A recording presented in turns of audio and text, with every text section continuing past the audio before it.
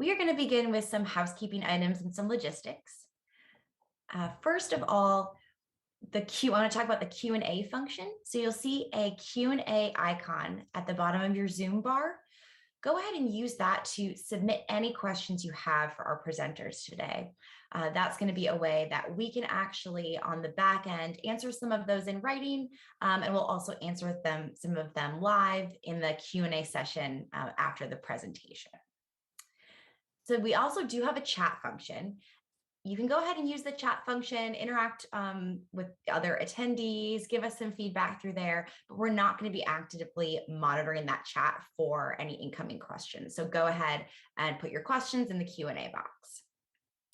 Everyone's favorite question are when I can get the slides. The slides for this presentation are actually already posted. They're in that same area where you were able to join this session by the session description. So slides are available. And everyone's second favorite question, will there be a recording? Yes, the recording of these sessions will be posted in about a day or two if we can get those up. So those are my housekeeping items. And now we can get started with today's talk. So thank you so much for joining our session on rigor and reproducibility, back to basics. My name is Elise Sullivan. I'm your moderator for today's 45-minute session. And presenting today, we have Dr. Patricia Valdez. Dr. Patricia Valdez is our extramural research integrity officer. And our format today will include a presentation, followed by some time for Q&A with Dr. Valdez. We do have our colleague on the back end who can be answering some of your questions as they're coming in the chat during the presentation as well. So thank you for joining us. Patricia, you can take it away. Okay, great. Thanks so much. And welcome to Rigor and Reproducibility, back to basics. Well, hopefully I can move the slides here. Okay. Move on your side. It's not moving. Okay, let's see. It didn't actually move. Oh, there you go. Okay, got it. Okay. Okay, so I'm going to be talking about a couple of different things today. So first, we're going to talk about, why are we concerned about reproducibility? Then I'm going to talk about the NIH response, including, including application updates that we made. And again, that'll be addressing rigor and grain applications. And then we'll talk about training and resources at the very end. Okay, so the reproducibility challenge. Now, this is something that we've been hearing across the media, as well as by amongst our researchers. The initial interest in this, or I guess concern with reproducibility, came about I would say about 2011 to 2013.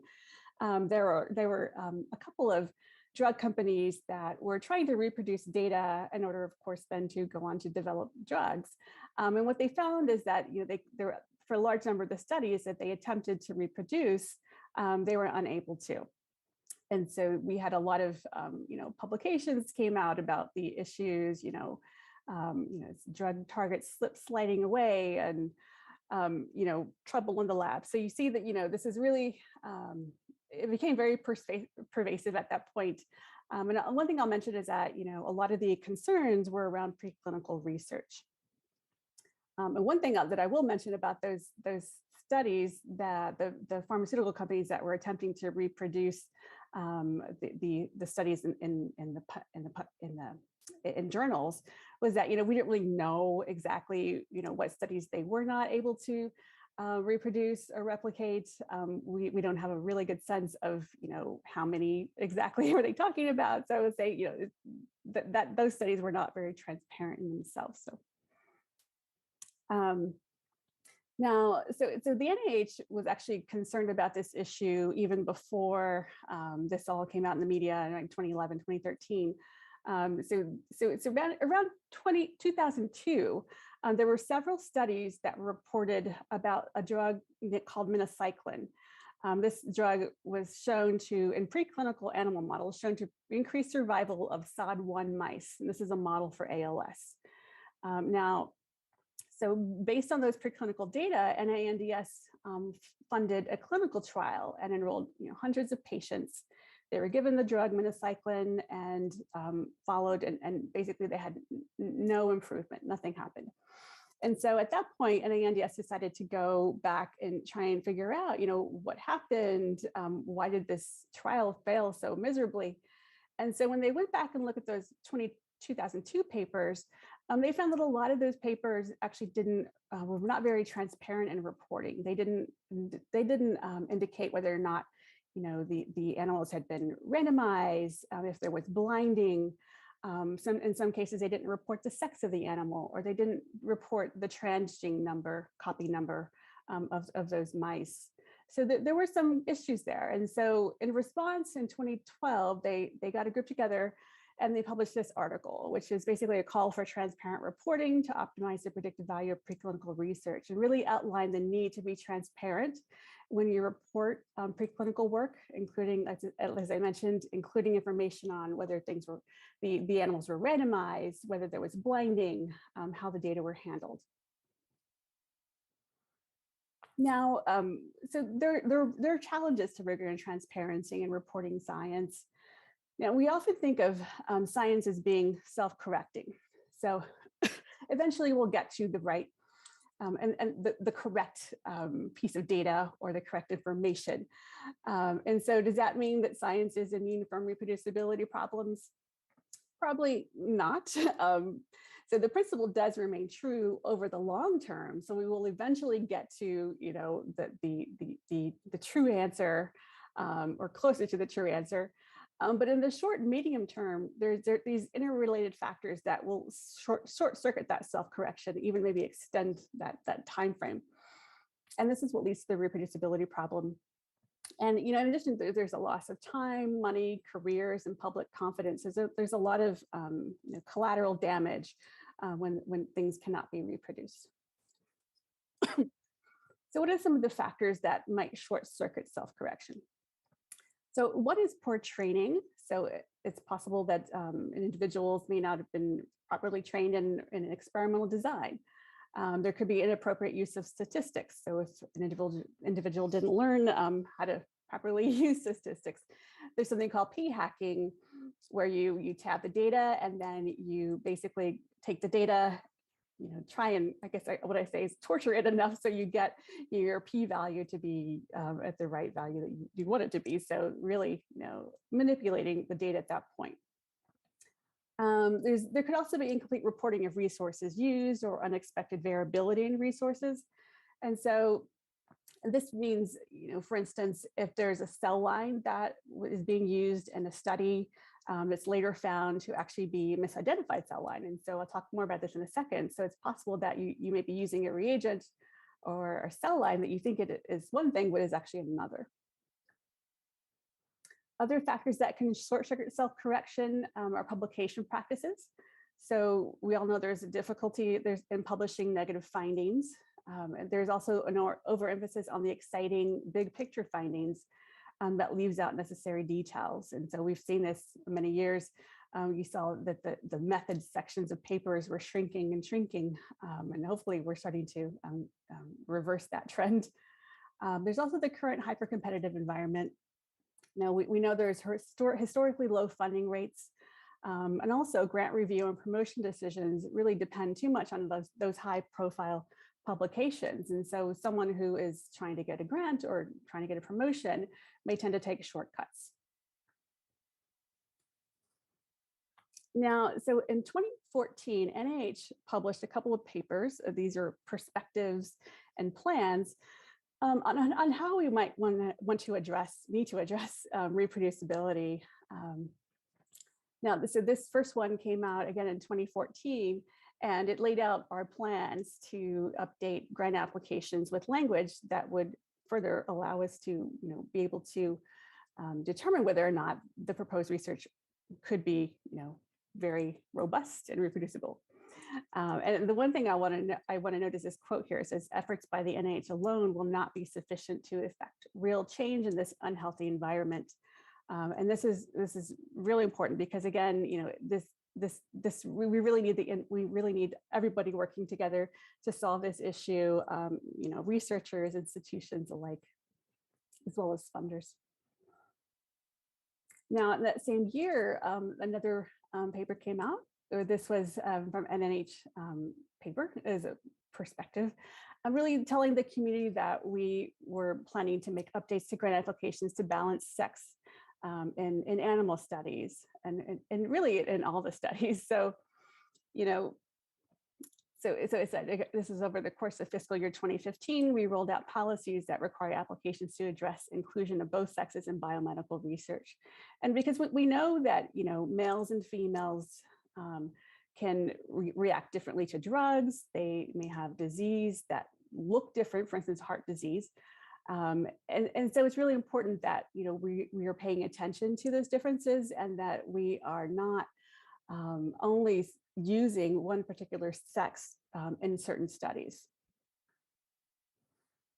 And then the third paper that came out, this perspective that came out in 2014 was by NIH, was this one here, you see. So it made a couple of points, all dealing with the problems with misidentified cell lines.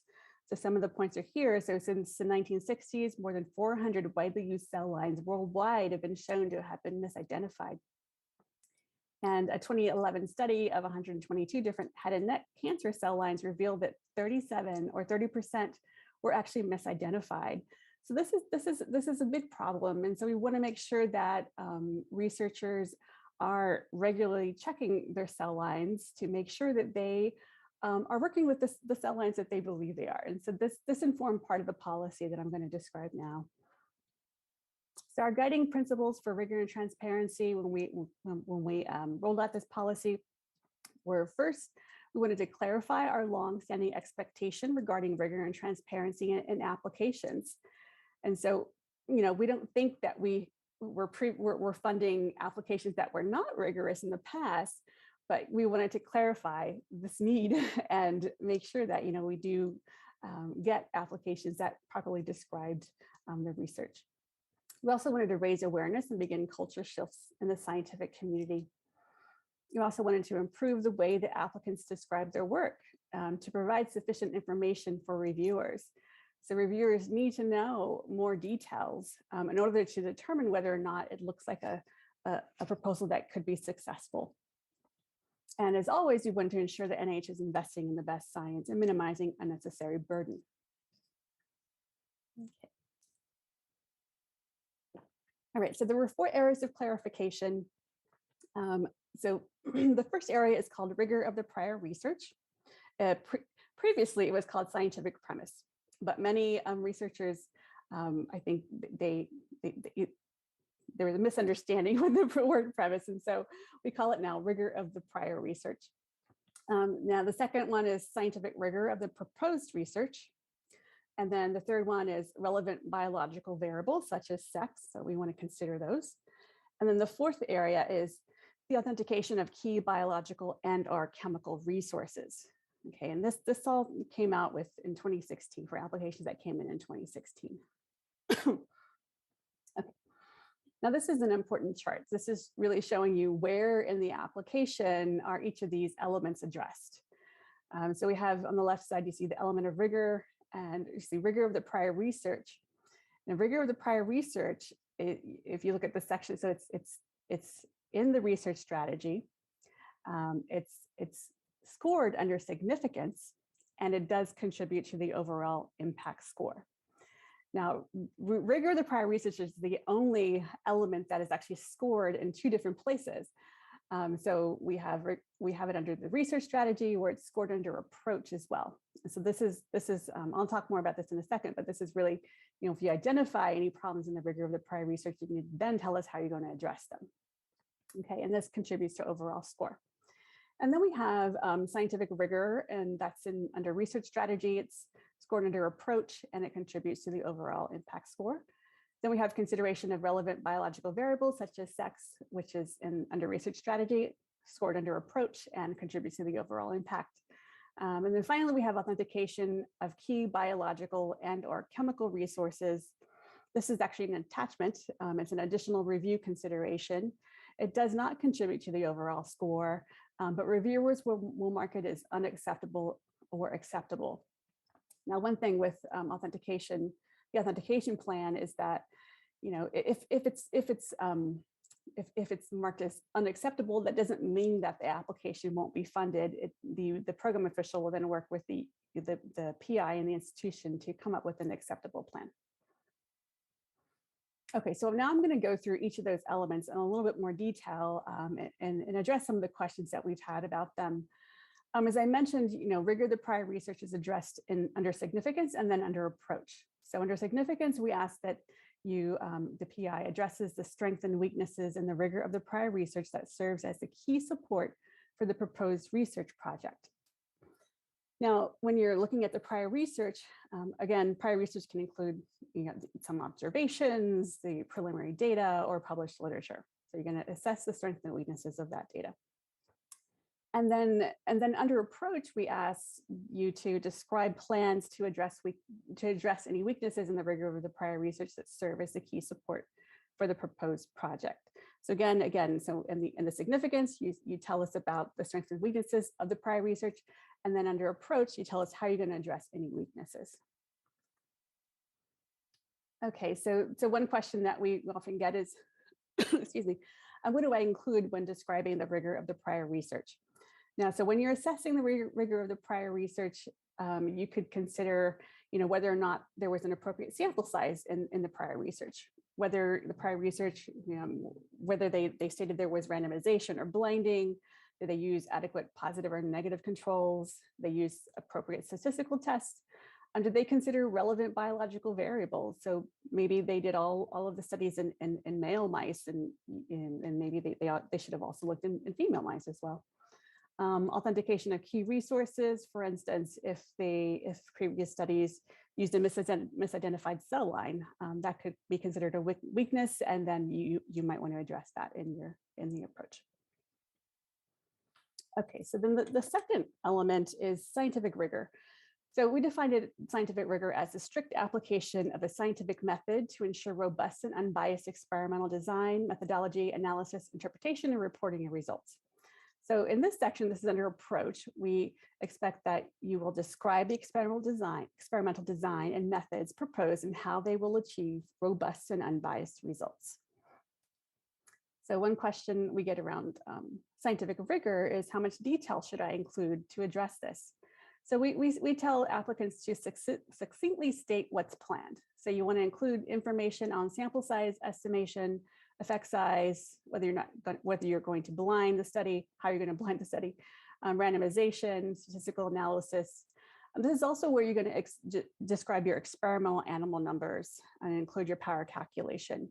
Sometimes people will include that in the vertebrate animal section, but we do ask you that you include that under approach. And you should be transparent about your plans for analysis, and of course, stay within page limits. Okay, so the third element is consideration of relevant biological variables such as sex. So we understand that different biological variables can affect health or disease, and those include sex, age, weight, and any underlying health conditions. So in the application, we ask that you explain how relevant biological variables such as sex are factored into research designs and analysis for studies in vertebrate animals and humans. So this applies to, again, both vertebrate animals and humans. Now, you can propose to study one sex, but you will need to provide a strong justification from the scientific literature or some preliminary data or other relevant considerations if you're going to do that. Okay, so the FAQ, or the frequently asked questions around this, is, will I have to double my animal numbers? So maybe I was previously doing all my studies in male mice, and now do I need to have male and female? So you may not need to power your initial study to detect sex differences, because we don't want to make everyone start to become a sex difference researcher, but we ask that you begin to collect data on sex for early stage research. So again, we think of research as a continuum where you have the early stages and then you go into later stages. We really want to start understanding that information, the differences between males and females early on. And by the time you reach a late stage, you may have more information about, whether or not what you're studying is more relevant for males or females. And then you can make a decision to study only one or the other. So again, the justification should be provided in the application if you're proposing to study one sex. Now, some of these justifications could be like if you're studying a sex-specific condition or phenomenon, for instance, ovarian or prostate cancer. If you're using an acutely scarce resource, for instance, if you have a complicated genetic cross to get these mice, and maybe the genotype of the mice is very rare, their interest is very rare, that could limit you as far as using both males and females. That's equal numbers. And also, so you could make a sex-specific hypothesis if you already know that there's differences between the males and the females. So again, that's another justification that you could provide. Cost and absence of known sex differences are inadequate justifications for not addressing sex. Okay, so then the last element of the enhancing reproducibility through transparency is authentication of key biological and/or chemical resources.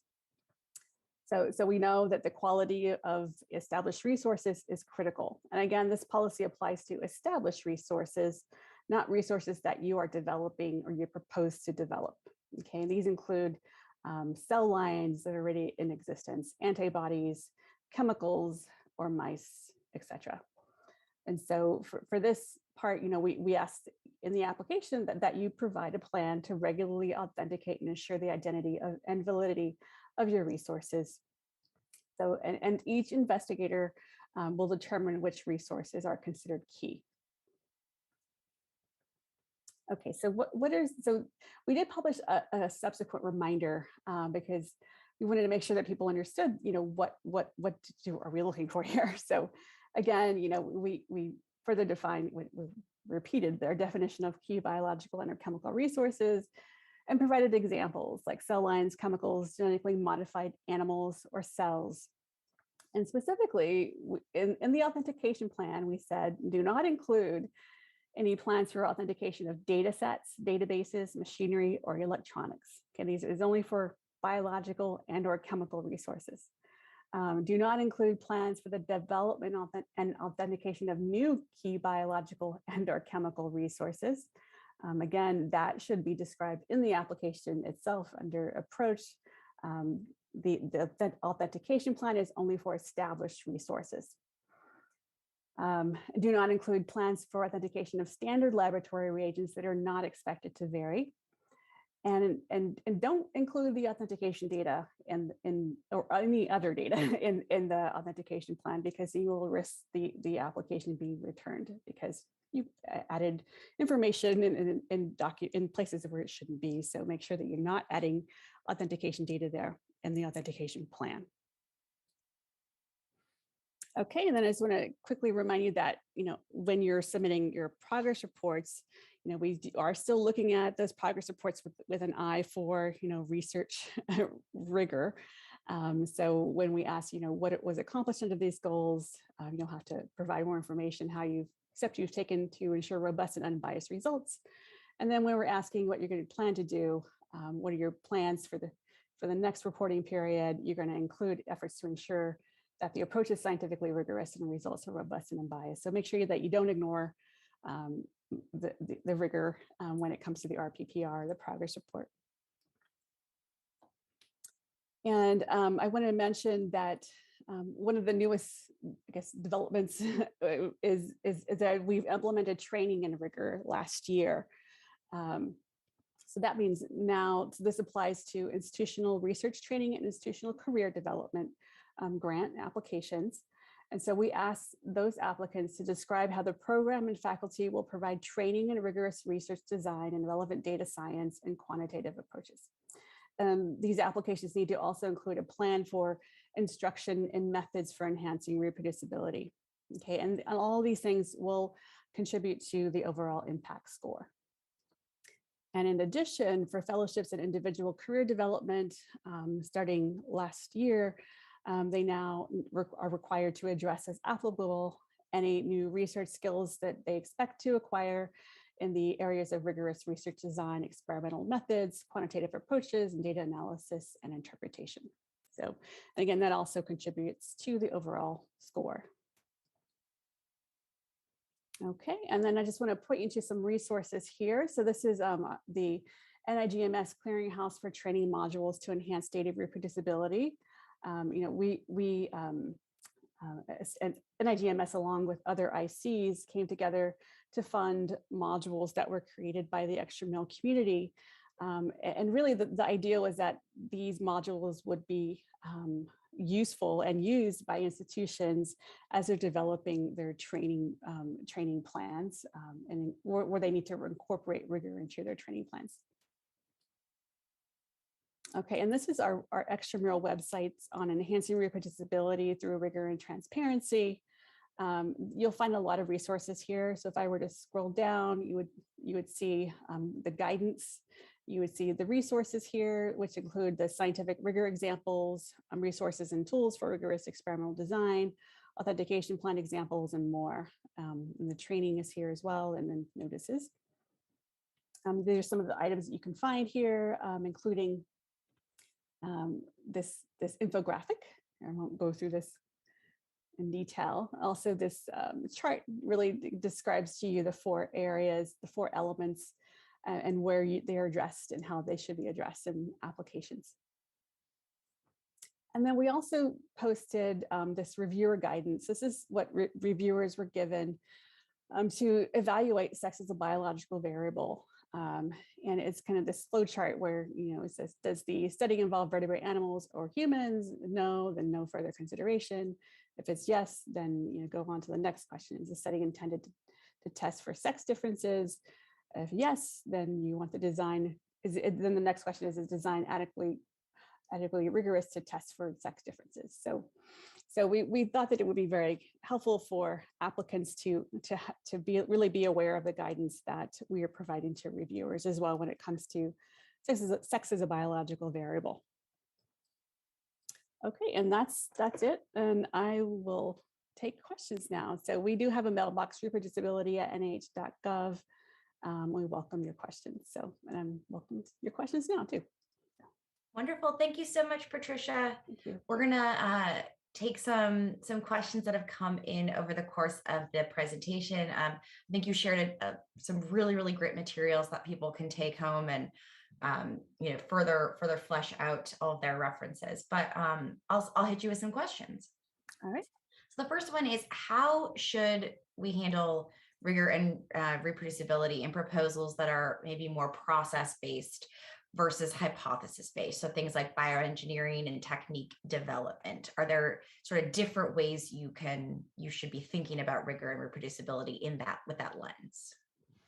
For process-based, well, I will say that definitely you'll want to look at the funding announcement that you're applying to, because if it's a special funding announcements developed by the IC, it's possible they could change or kind of edit some of the language as far as what the reviewers will be looking at. So really the rigor and transparency policy is really geared towards research, really in the conduct of research.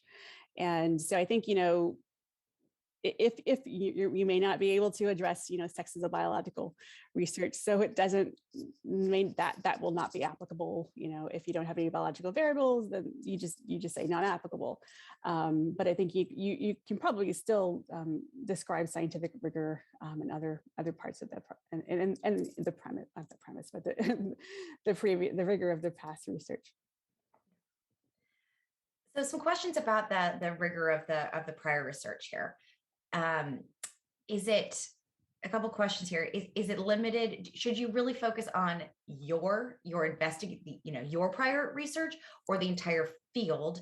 And if we're focusing on the entire field, there's a lot of prior research, right? How much detail? How do you balance the entire field of research that came before you? Yeah, so the idea is that you want to focus on the key research that's supporting your proposal.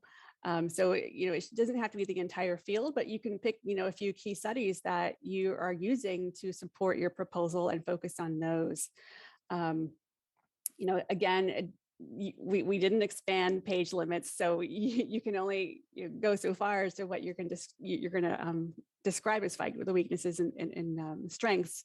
But again, it's up to you to determine like what are those key what are really the key pieces of data that are important. But yeah, definitely don't do a review of the entire field. That would not help. Great. And then when discussing the rigor of your proposed research, are there any recommendations on integrating this into your research strategy? Should you incorporate it aim by aim, or do you recommend having a separate kind of description sort of overall? What do reviewers want to see?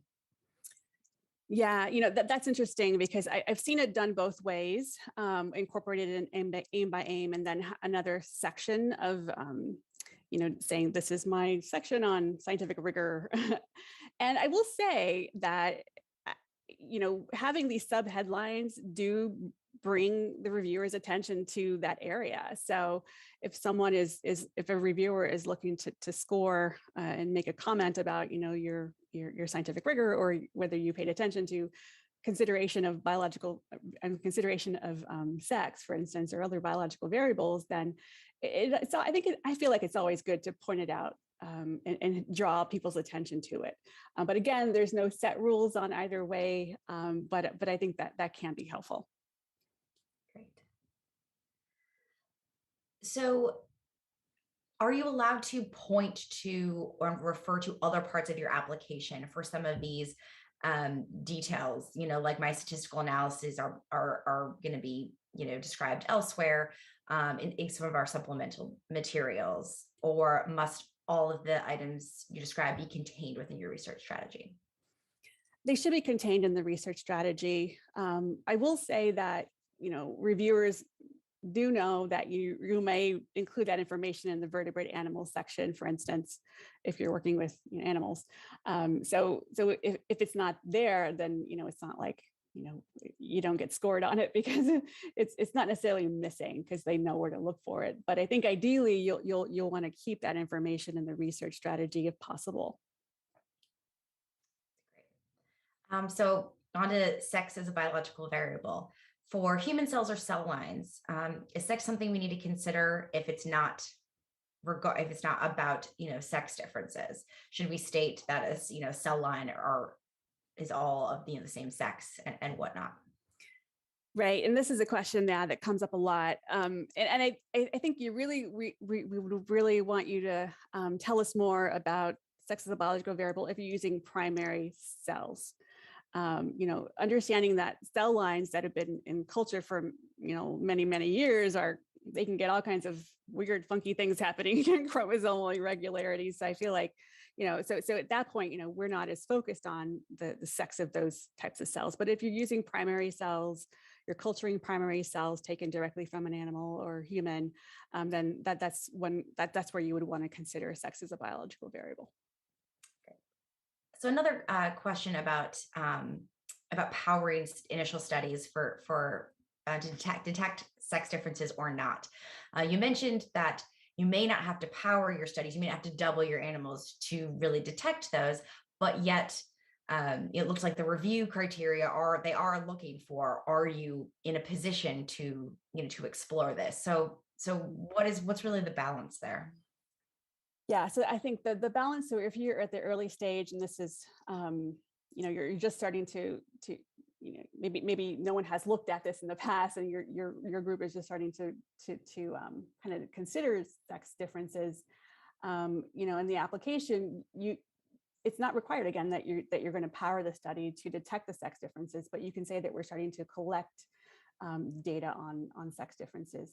The other important part is you want to explain that when you analyze the data, you're going to disaggregate the sexes. So that way you're going to be able to determine any differences. So make sure that that's an important point that I think I've heard people leaving out of their applications. It's like they say they're going to use it, but then you got to make sure that you also say that you're going to disaggregate and actually look to see if there's any differences there. And I completely understand. It's kind of a push and pull. It's a difficult. It's not easy. I know, but I think the idea is that we want to collect as much data as we can, so eventually you can make that hypothesis on a single sex if that's what you can do. What you're able to do. Great. And so if the initial application, if the initial studies are actually revealing a potential sex difference that we didn't really know about, can you apply for more money, for higher budgets to actually power your subsequent years, your subsequent studies to really explore that? Yeah, that's interesting. You'd have to talk to your program official to get a good answer. I know that ORWH was providing some supplemental funds at one point to study sex differences. I don't know if they're out now, but you can definitely check the NIH guide to see if there's any funds available for that. But no, I think if there's a certain field that looks promising, I think it's worth talking to your program official about the supplements or what else could be done. And with regards to the training requirement, is there any specific guidance for what folks should include in those training plans, and how it is or is not different from the responsible conduct of research training that we had previously? Yeah, that's a really interesting question, because I know that in anticipation of rigor training requirements, a lot of institutions started incorporating training and rigor into their RCR, or responsible conduct of training, conduct of research training. And I think that's fine. We really haven't, I don't, we haven't really nailed down exactly what these are the elements that you need to do. Kind of like, with the RCR notice, you probably remember the 2009 notice. It does lay out these are some of the elements that are important. I think they list 9 of them. And for rigor, I think it's, I think data science is one part that's important, quantitative research. So look at the instructions, and it's not as cut and dry, I would say, or as what's listed in the RCR guide notice, but there is some information there. But again, it's more general, because you really understand that the training needs for each department or type of research is really going to vary. And so that's what makes it difficult for us to say, okay, this is exactly what you need. So again, I think it's pretty, it's pretty general for that reason. With regards to the authentication plans, if you're using an established resource such as a cell line or a mouse strain that are purchased sort of directly from Jackson Labs, do you need to have a plan for separately verifying that, or does that not sort of count under that scope? Right, and so you do need to have a plan for verifying that, and that's really we want to make sure people understand that that authentication plan requirement is really for established resources, including resources that you're purchasing. So have some plan to make sure, for instance, if you buy an antibody, that it does react to the antigen that you think it does in the assay that you think it does. So those are the kinds of things we really are concerned about. Is again, even if it comes from the company, definitely want to just continue and make sure you have an authentication plan. And we don't want to. So one thing I'll mention too is you don't attach the product sheets. We're seeing that too, the product sheets, because really the authentication plan, we say try to limit it to 1 page. So if you can do that, that's ideal. We don't need a lot of additional information, especially not the company product page. So. Great. So I think that is about the time that we have. I think we got to a lot of good questions. Thank you so much, Patricia, for your time. And thank you all for attending. As we stated, the slides are available, and a recording of this presentation will also be posted within a day or so in the conference platform. I would encourage you to continue to ask questions, visit our exhibit booths, book some one-on-ones, and please give us some session feedback. Let us know what you liked about the sessions you've been to, what we could do better. Each session in the auditorium where you joined, there will be an individual session feedback link. So please go ahead and give us that feedback. We really want to know what you all thought.